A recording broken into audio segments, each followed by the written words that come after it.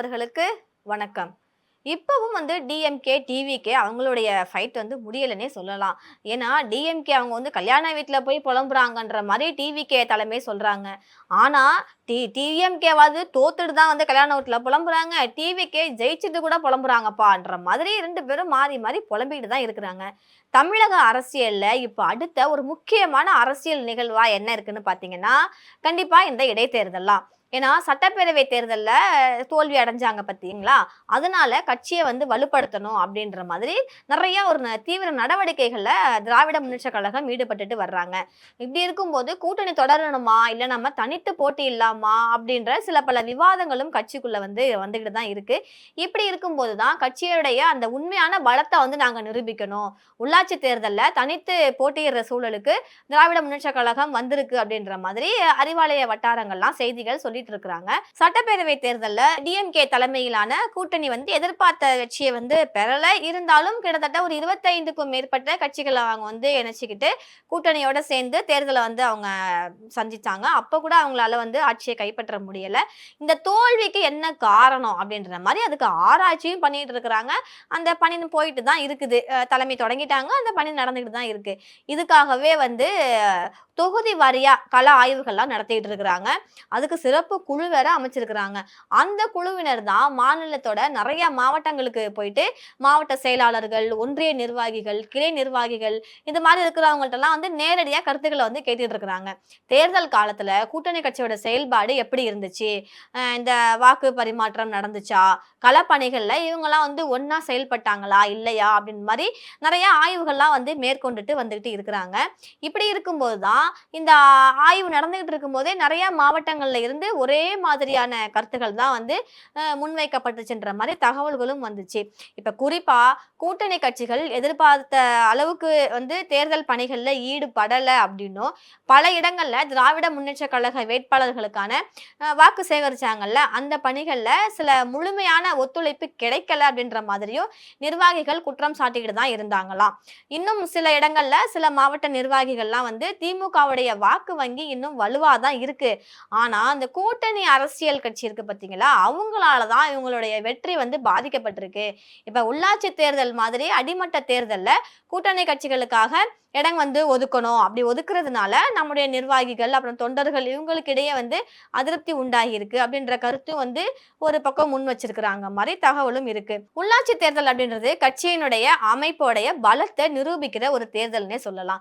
இந்த தேர்தல்ல நம்ம தனித்து போட்டியிட்டா மட்டும்தான் திமுக தன்னுடைய உண்மையான பலத்தை வெளிப்படுத்த முடியும்ன்ற மாதிரி நிறைய பேர் ஒரு கருத்தை முன் வச்சு தலைமையை வலியுறுத்தி இருக்கிறாங்க. இதுக்கு இடையில கூட்டணி கட்சியை முழுமையா கைவிடுவது அப்படின்றது சரியான முடிவா இருக்காதுன்ற மாதிரி சில மூத்த நிர்வாகிகள்லாம் அவங்களுடைய கருத்தா பார்க்கப்படுது.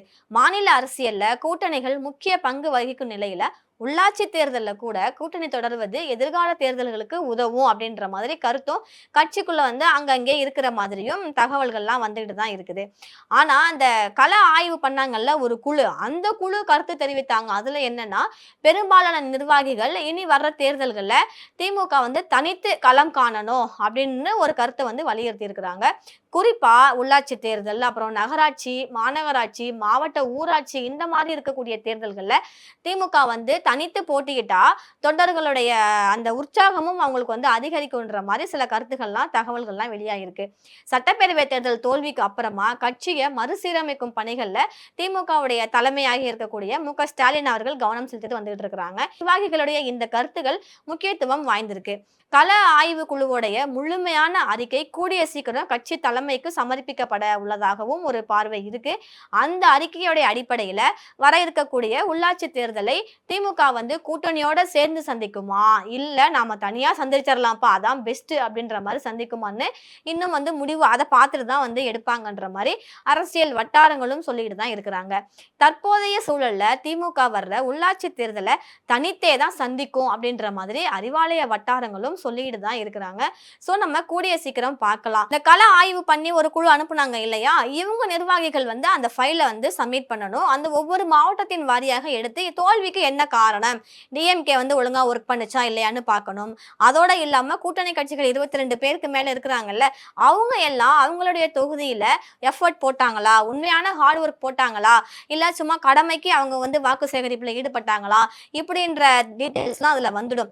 அது வந்தோன பார்த்துட்டு இந்த திருச்சி கிழக்காக இருக்கட்டும், இல்ல மற்ற 5 தொகுதிகளாக இருக்கட்டும், இதுல வந்து நம்ம தனித்து போட்டியிடலாமா? இல்ல கூட்டணி கட்சியிலேயே தொடரலாமா? அப்படின்றத அவங்க வந்து முடிவெடுப்பாங்க அப்படின்ற மாதிரி தெரியுது. ஏன்னா ஆல்ரெடி கூட்டணி கட்சிகள் ஒண்ணு ஒண்ணா வந்து கிளண்டு போயிட்டு இருக்க மாதிரி இருக்கிறதுனால, இருக்கிறவங்கள நாம வந்து இதா வச்சுக்கணும், நம்ம கூட்டணியில தக்க வச்சுக்கணும் அப்படின்னு ஒரு நினைப்போட திமுக தலைமை செயல்படுவதாக செய்திகளும் வந்துகிட்டு இருக்கு. ஸோ நம்ம கூடிய சீக்கிரம் வந்து பார்த்தரலாம். திருச்சி கிழக்காக இருக்கட்டும், இல்ல அம்பாசமுத்திரம், பெருந்துறை, தாராபுரம், மதுராந்தகம் இந்த இடங்கள் எல்லாம் டிஎம்கே வந்து யார் அவங்களுடைய வேட்பாளரா நிறுத்துவாங்க அப்படின்றதையும், அவங்க எந்த அளவுக்கு டிவிகேக்கு டஃப் கொடுப்பாங்கன்றதையும் பார்க்கலாம். ஏன்னா ஏடிஎம்கே சார்பா யாரு நிப்பாங்கன்றது இது வரைக்கும் பேச்சு வரல. ஆனா இவங்க வந்து அந்த 5 இடத்தையுமே பாஜகவுக்கு கொடுக்கறதா இருக்கிறாங்க. ஏன்னா ஒரே ஒரு எம்எல்ஏ தானே ஜெயிச்சிருக்கிறாங்க பாஜகல பொறுத்த அளவுல. உதகமண்டலத்துல தான் பாரதிய ஜனதா கட்சி வெற்றி பெற்றிருக்கு.